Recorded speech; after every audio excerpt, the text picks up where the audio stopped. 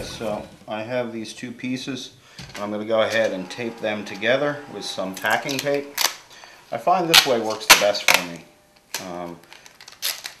I've seen this approach in magazines and on TV shows.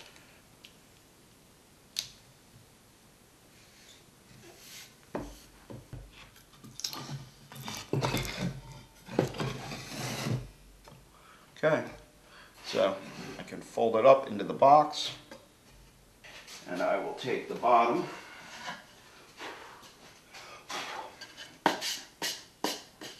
of the box, and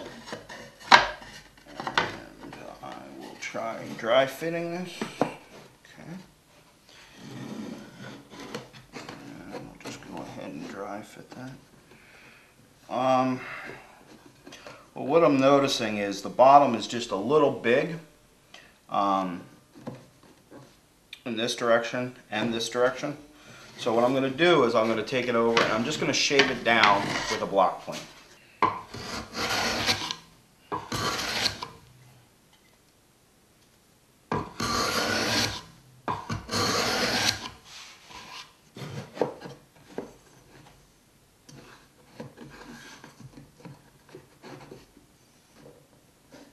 There we go, fits. So now I'll go ahead and stick the top in and we'll see how that fits. So,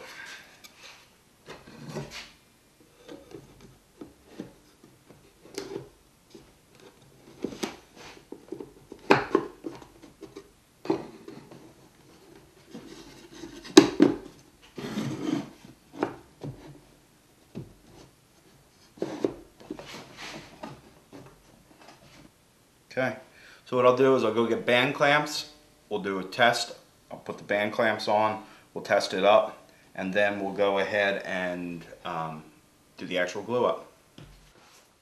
Okay, so I spread this back out. We're going to go ahead and put a little glue on these joints.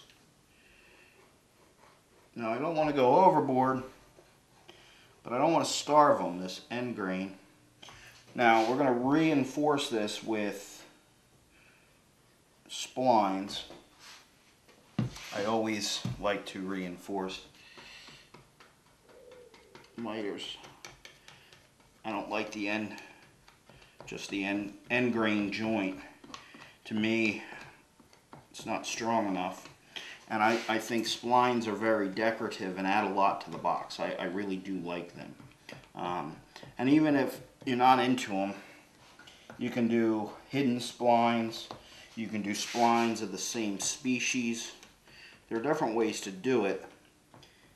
And I think they add a lot of strength to the miters. Pick this up and start to fold this. Now, put the bottom in. I'm just slipping the glue. Don't put any glue there. You want that to kind of float around, be free floating. Even though they're ply, they're not going to expand and contract like let's see. I'm trying to figure out which side I like. I like this side better for the front. Okay.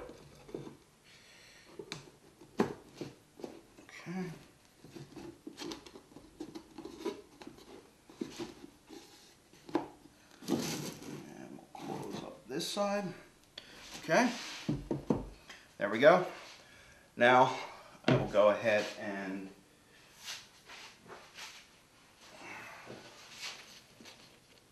put this band clamp. Do that just loosely, not super tight, because I want to get the other one on.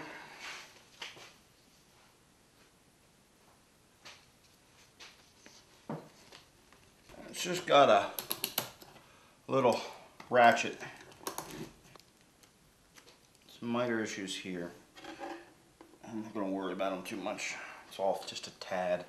Could have been the way my table saw was set up. But just a little bit. Once I do my final sanding, that should look okay.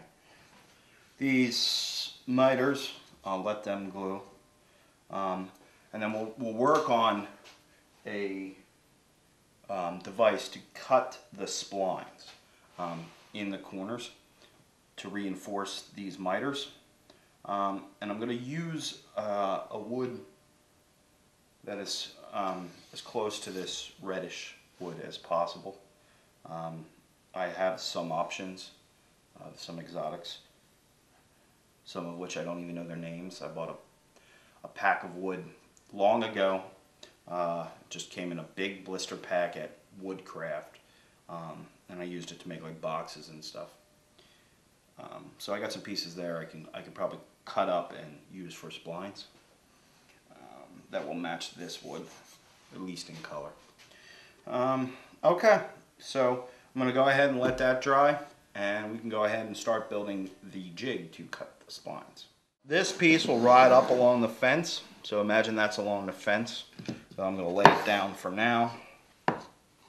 This piece has a 45 degree, which will line up with the bottom.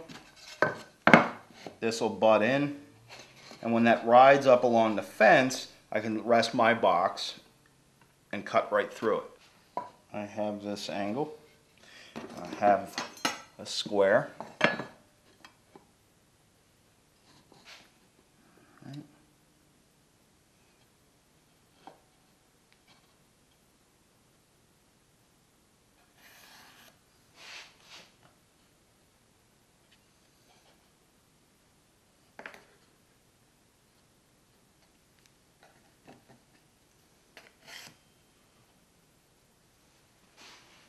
Okay, so I just traced a line on the back.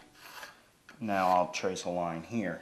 Now, one of the things I want to keep in mind is, because I'm going to drill some screw holes, is I probably don't want to come below this point.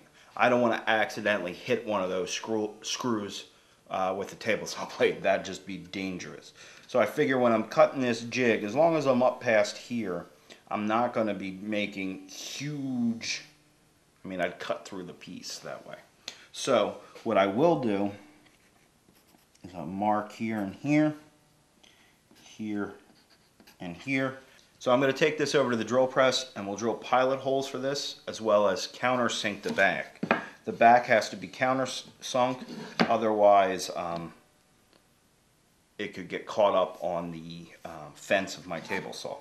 One of the things I found is that if I go ahead and put this one piece on first, it'll be easier to locate these other two holes.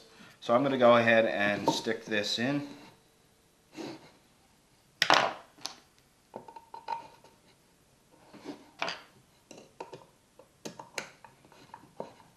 So I drove the two screws through here. I also marked a line here, and I'll probably go over it with a Sharpie or something too. That's the line of no. I gave myself about an inch below the screw and drew that line. So I don't need to come up any higher than that, or I risk hitting the screw. But now that that's in, I can go ahead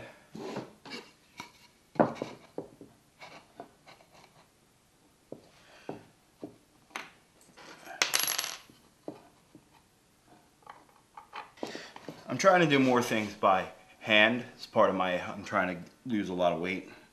I'm sick of my gut being in all the shots. So I'm trying to lose weight. So I figure between my regular exercising and stuff, using more hand tools out in the shop can't hurt. So that's why I'm not using a power drill or a cordless driver on this. I'll just do it by hand. It's not a lot, but every little bit. Okay. Right up against the fence.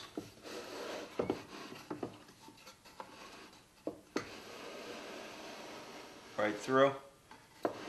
Box will sit in here on an angle and go right through, and the blade will come up and cut the kerfs. Okay, so let the box continue to dry, and move on to figuring out what to use for the splines. Okay, so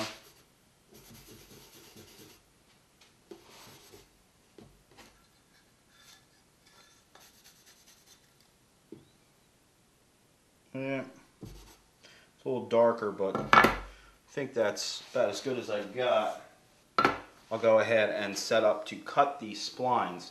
Now, we got to figure out how thick we want these splines to be. I'm thinking maybe 1/4 inch.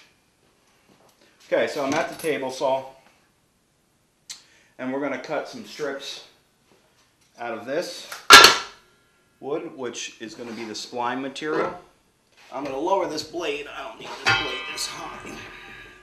So with this saw, with a lot of, I guess, lower end, no, I want to say the lower end, but contractor saws and job site saws, when I come down to keep the saw accurate, I got to go back up just a tad, and that kind of helps hold the blade in place. So what I'm going to do is going to measure this over, and yeah. Okay, well, this leaves me another dilemma. 1/4 inch, I have a very small piece wedged in between the fence and the blade. It's not necessarily the safest way to go. So, what I will do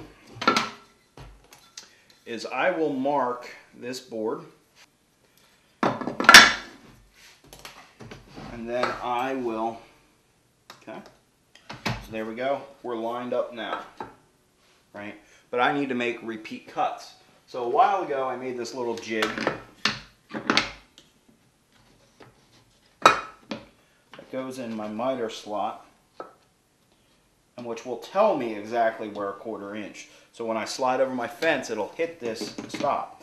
When I go to make my cut, I just move it away. I'm going to go and rip a bunch of strips off this.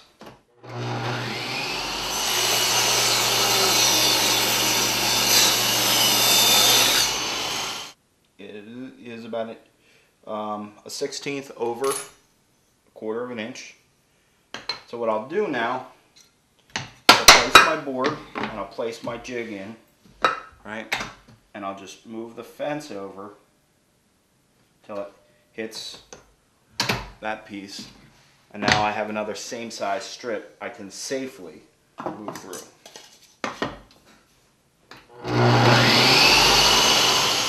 The box is glued up, sat overnight.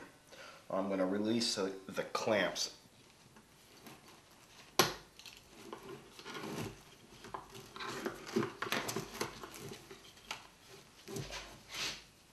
Okay.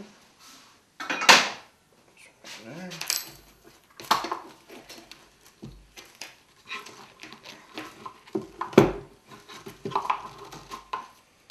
There's the second one. So there we go. Okay, so I just put this in the vise. Now, some of these miters are off a little, and just a tiny bit. And I think it was because of the board was sort of warped pretty bad. I'm not too worried about it. They're not off that far. But what I'm going to do is I'm going to take a block blade and just clean them up a little.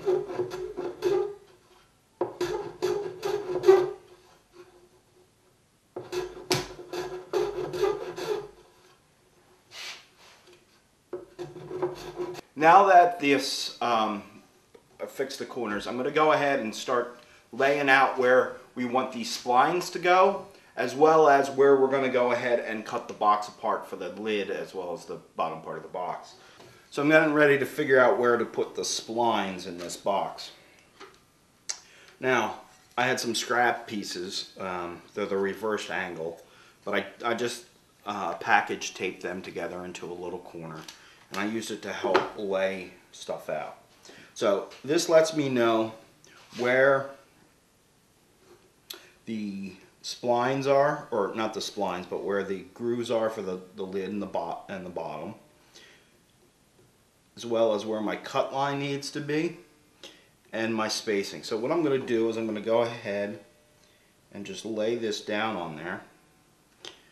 And I'm going to do this in black permanent marker. Just so it's kind of easier for you to see. So there, is where the line will be separated for the top, and I'll draw an X to show where the blade should be on which side of that line. So I'm going to go ahead and try to figure out half the distance in the lid, which the lid is, well, 4 centimeters. But so 2 center mark.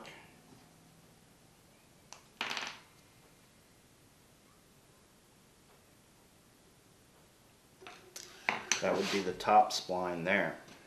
Just because it divides easily. Okay.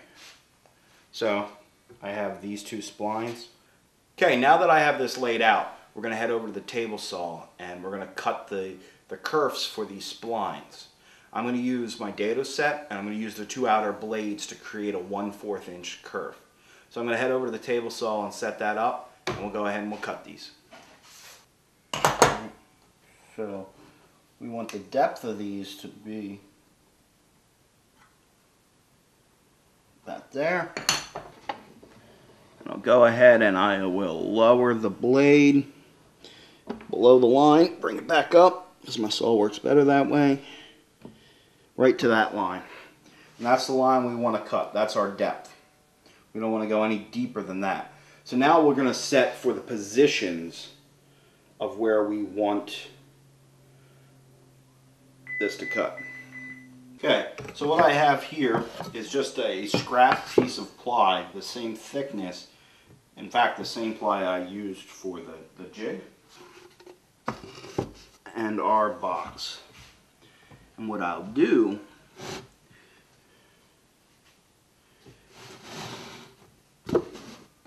is I will position where we want that first kerf to start. Right there, got it. I'll lock my fence down. I'll go ahead and bring back over the jig. Okay, so bring the jig back. Jig will ride right along like that. Okay, it's oriented the right direction. And now what we'll do is I'll go ahead and I will feed it through, holding the saw down, holding the jig down in the saw, and I'll feed it through this blade.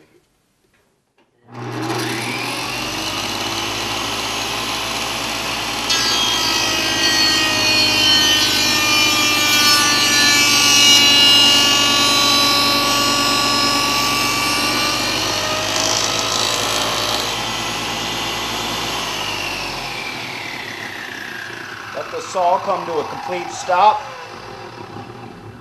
and let's check our kerf. And there it is for our spline, right there. Right, see it?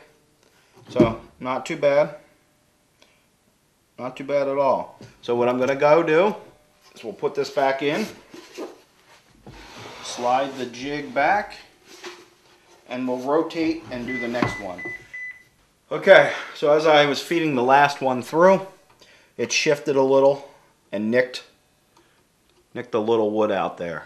I think it's fixable. What I'll do is I'll just wind up cutting a sliver of wood and fitting it in when I put the shim in.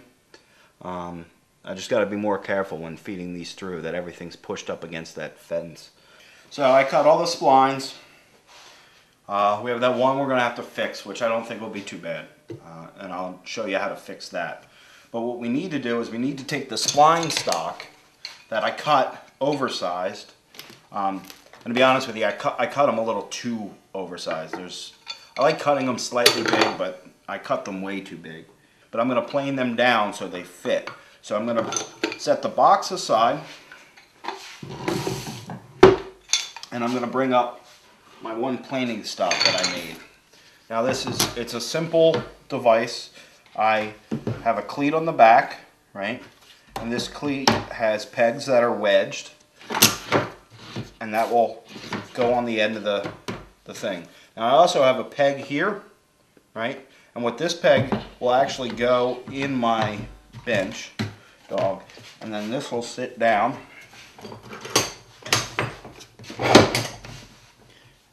and I can tighten the whole thing up. Now, there is a strip of hardwood glued here that my stock will rest up. Simple. I use it all the time.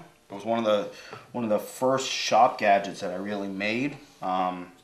Eventually, I will probably make a little nicer one. The MDF on this is tearing up. I also have a smaller one that goes in and has a tiny dowel, hardwood dowel protruding. I mean, it's almost hard to see, but that's for planing down very thin stock. And I'm just going to take my block plane and I'm going to start shaving. And I got to see the grain is tearing out a little bit. There we go.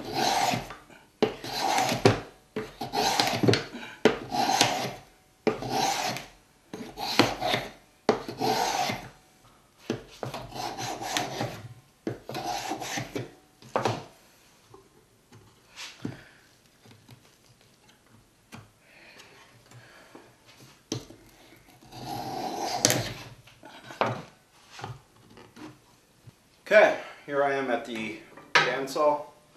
What I'll do is I'll just go ahead and cut off these pieces for the splines.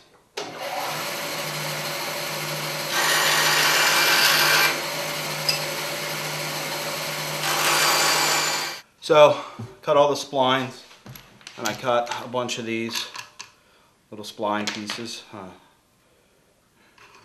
I'll go ahead and I'm going to glue them in.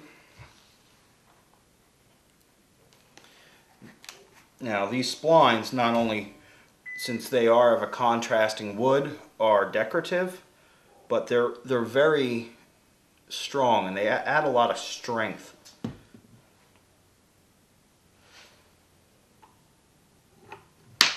If I can put them in, they add a lot of strength.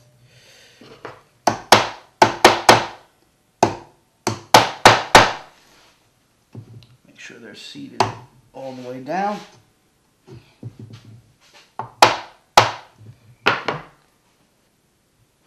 Okay, right here is the little gap that we had earlier.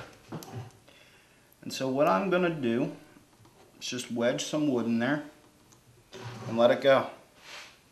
Okay, about a half hour, 40 minutes or so has passed since I glued these up. Now I'm coming in with a chisel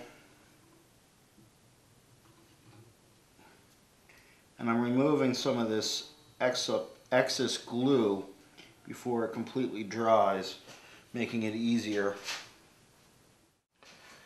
Okay, it's been a while, about a week or so since I came in and glued these splines up. Work just took over, the weekend ended, my vacation was over, and I had to get back to work. But, so they're well glued in, so what we're going to do is we're going to go ahead and we're going to flush them up. And we're going to sand and prep the sides of the boxes and the tops. There's a good bit of tear out on this maple, or cherry, excuse me, on this cherry. So we're going to go ahead and flush up those splines. Okay, so I have the pegs and I have my flush cut saw here.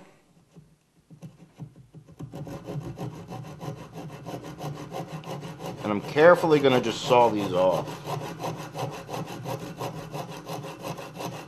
You know, you just kind of want to take your time here because if I go too fast, this is probably going to mean more cleanup for me. So,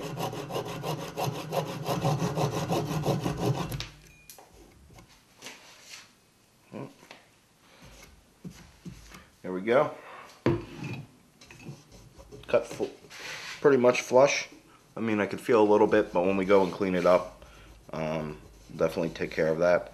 So I'm going to go ahead and keep sawing. I'm just going to go ahead and remove and flush cut all of these. So I trimmed all those. Now, this box is made of cherry, and there is a lot of tear out on this box. So one of the things I'm going to do is I'm going to take my card scraper, a sanding block, and I'm going to go ahead and try to remove as much of this tear out, even up the ends, all the way around the box, and then also true up the bottoms.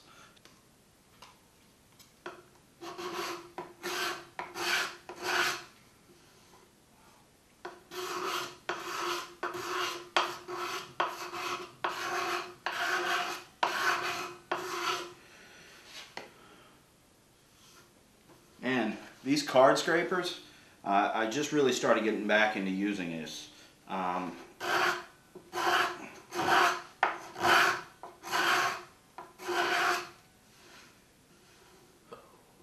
They really take care of that tear out. Wow. Nice. Went ahead, sanded all these, used a card scraper. Not too bad. Got most of the tear out. So a little there I might try to get. But what I want to go ahead and do is I think I want to come and I'm going to round these edges over at the router table. So I'm going to go over there. I think that'll add some elegance to the box a little. Okay, I'm at the router table. I went ahead and used a 1/4 inch round over and did the tops. Then I lowered the bit and slightly eased the edge, give a little bit of a shadow line. And then I took and I went through and I trimmed these just a little bit. And then I put a 5/16 bit in, and I'm going to go ahead and I'm going to round these corners over a little.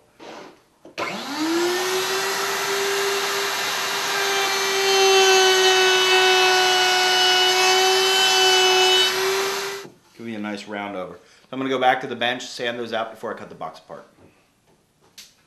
It's that time. I have a beautiful box that I can't get into. I just can't get into it. So I'm going to have to cut the lid away from the base. So this box is going to hold a microphone that has foam cut for it. So I figured out where this lid should be cut apart based on that foam, right?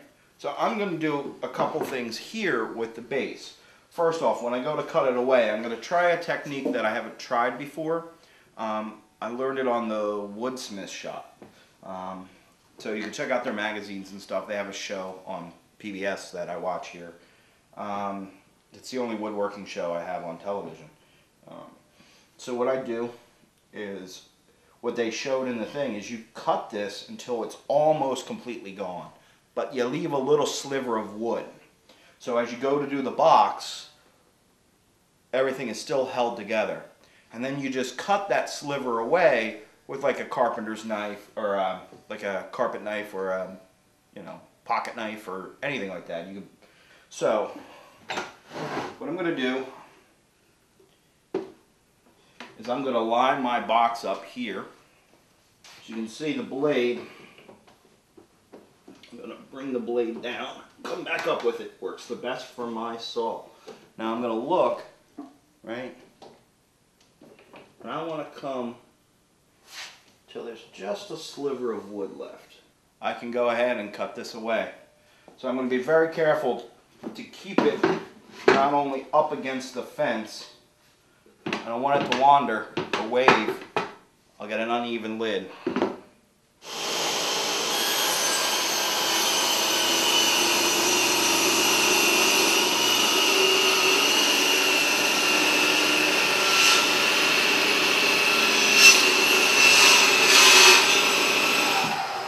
Okay, as you can see, the box is still together. Now I got to go in and cut it apart. It's still together, but I'm going to come in and cut it with this X-Acto knife.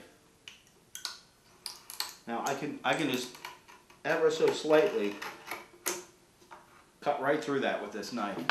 That membrane is so thin. And there she is. So there's this little bit left. I got the hardware for this box. I picked it up.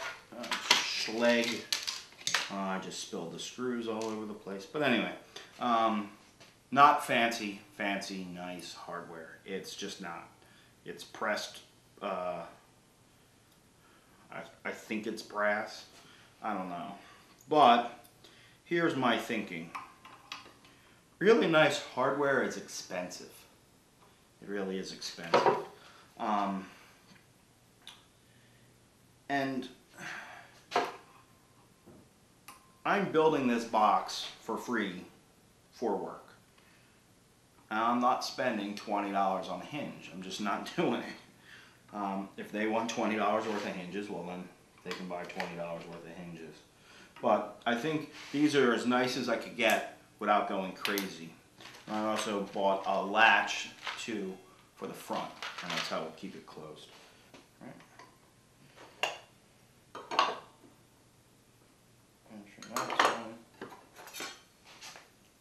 And I'm just going to mark it with a knife.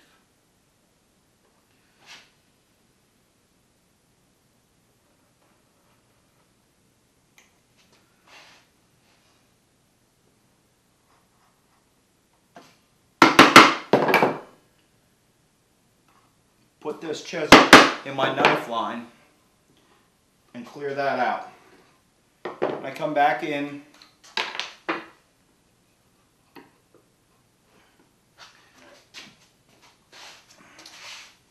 and working with the grain,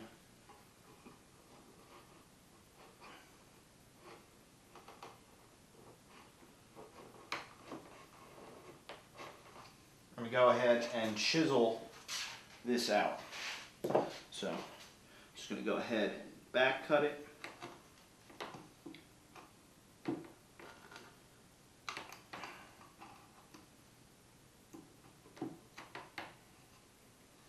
And I go ahead and clear that all out.